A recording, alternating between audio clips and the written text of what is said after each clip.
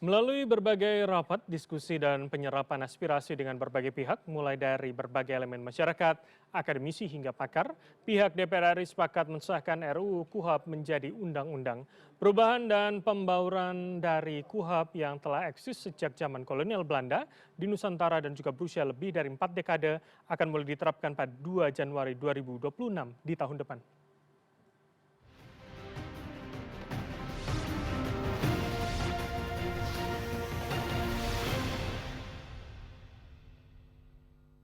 Tibalah saatnya kami minta persetujuan fraksi-fraksi terhadap rancangan undang-undang tentang Kitab Undang-Undang Hukum Acara Pidana. Apakah dapat disetujui untuk disahkan menjadi undang-undang? Setuju. Terima kasih.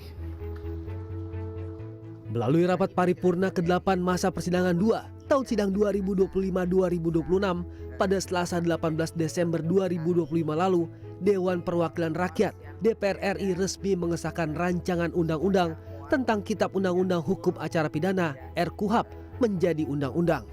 Melibatkan banyak pihak dari berbagai elemen masyarakat, butuh waktu panjang selama 44 tahun untuk melakukan pembaruan agar isinya lebih menyesuaikan kebutuhan zaman.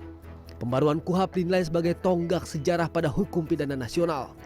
KUHP lama merupakan warisan kolonial yang dalam bahasa Belanda disebut sebagai Wetboek van Strafvordering, telah berlaku lebih dari 1 abad tanpa perubahan fundamental terhadap nilai-nilai hukum yang hidup dalam masyarakat Indonesia. Pihak DPR RI mengatakan pembaruan tersebut membawa hukum acara pidana lebih relevan dengan dinamika sosial, perkembangan teknologi, dan kebutuhan penegakan hukum saat ini. Jadi kalau kemudian kalau tidak diselesaikan dalam proses yang sudah berjalan hampir 2 tahun, tentu saja kemudian tidak bisa menyelesaikan masalah-masalah yang sudah 44 tahun undang-undang ini berlaku, dan banyak sekali hal-hal yang diperbaharui yang sudah melibatkan banyak pihak yang kemudian dalam pembaharuannya itu berpihak kepada hukum yang mengikuti zaman atau hukum-hukum atau undang-undang yang berlaku sekarang. Ketua Komisi 3 DPR RI, Habibur Rahman, menyampaikan klarifikasi terkait sejumlah pasal dalam Kitab Undang-Undang Hukum Acara Pidana yang dianggap kontroversial, seperti soal kewenangan upaya paksa, peluang penjebakan, rekayasa kasus, hingga penilaian Polri lembaga superpower. Ia menyebut banyak informasi yang beredar di publik tidak tepat sehingga perlu diluruskan. Hoaks yang paling ramai di media sosial adalah narasi yang menyebut bahwa polisi dapat melakukan penyadapan tanpa izin pengadilan. Ada pula RUU KUHP mengizinkan kepolisian merekam dan mengakses perangkat digital seseorang tanpa batas. Atau tabungan atau rekening digital masyarakat dapat dibekukan petugas secara sepihak, serta polisi dapat mengambil barang dan data elektronik seseorang tanpa prosedur hukum. Dalam KUHP yang lama, tindakan yang dimungkinkan dilakukan pada tahap penyelidikan sangat terbatas, sama sekali tidak diperbolehkan menahan. Pernyataan tersebut tidak benar. Penangkapan, penahanan, penggeledahan, dan penyitaan dalam pasal 5 dilakukan bukan dalam tahap penyelidikan, namun dalam tahap penyidikan. Hal ini diatur untuk mengatasi keterbatasan jumlah penyidik. Memang yang bisa menangkap itu penyelidik boleh menangkap, tapi bukan dalam tahapan penyelidikan, tahapan penyidikan, ya. Dan itu atas perintah dari penyidik. Ketua DPR RI Puan Maharani juga meminta agar masyarakat tak mudah termakan informasi palsu terkait Undang-Undang KUHP yang mengalami pembaruan. Tadi penjelasan dari Ketua Komisi 3 saya rasa cukup bisa dipahami dan dimengerti sekali.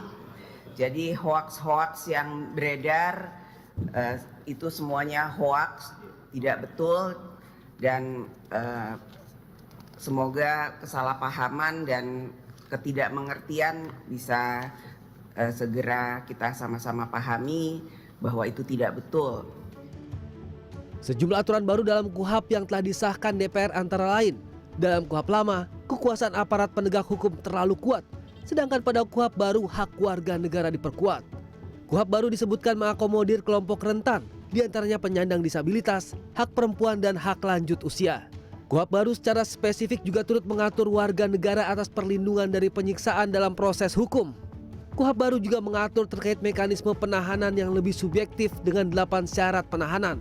Melalui KUHP yang baru, ada yang disebut dengan restoratif justice, berisi nilai-nilai luhur yang baru diatur secara tegas di KUHP terbaru, termasuk membahas mengenai penguatan dan perlindungan hak korban, kompensasi, restitusi, dan rehabilitasi. Rata-rata warga yang memahami isi perubahan KUHP memberikan respons positif dan mendukung untuk diterapkan. Ya, tentunya kan KUHP yang baru harus berlandaskan Undang-Undang 1945 ya. Tidak modern lagi lah, karena itu kan masih zaman Belanda aja sih. Kalau menurut saya KUHP yang lama tuh cenderung bersifat retributif atau balas dendam. Kalau yang sekarang itu KUHP-nya itu lebih kepada bersifat orientasinya pada restoratif dan rehabilitatif. Karena menurut aku KUHP yang lama ini udah dari zaman dulu banget, dari zaman kolonial, dan banyak ketentuan-ketentuan yang udah melewati perkembangan zaman gitu. KUHP yang lama itu memang butuh perubahan karena udah nggak sesuai lagi sama perkembangan zaman dan nilai-nilai Pancasila.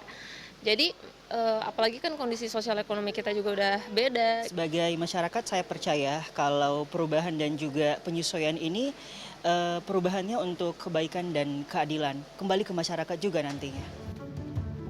Perubahan dan pembaruan dari KUHP yang telah disahkan DPR disebut bukan sekadar kebutuhan, tetapi dinilai sebagai suatu keharusan agar terjadi keseimbangan keadilan dalam sistem peradilan pidana di Indonesia. Dengan semangat menerapkan hukum yang adil, semua pihak berharap dari perubahan tersebut telah mempertimbangkan perkembangan hukum, kebutuhan masyarakat, dan harmonisasi dalam praktik peradilan yang menjamin bahwa hukum acara pidana tidak hanya menjadi alat kepastian hukum, namun juga sarana keadilan yang lebih manusiawi, modern, dan responsif terhadap tantangan zaman.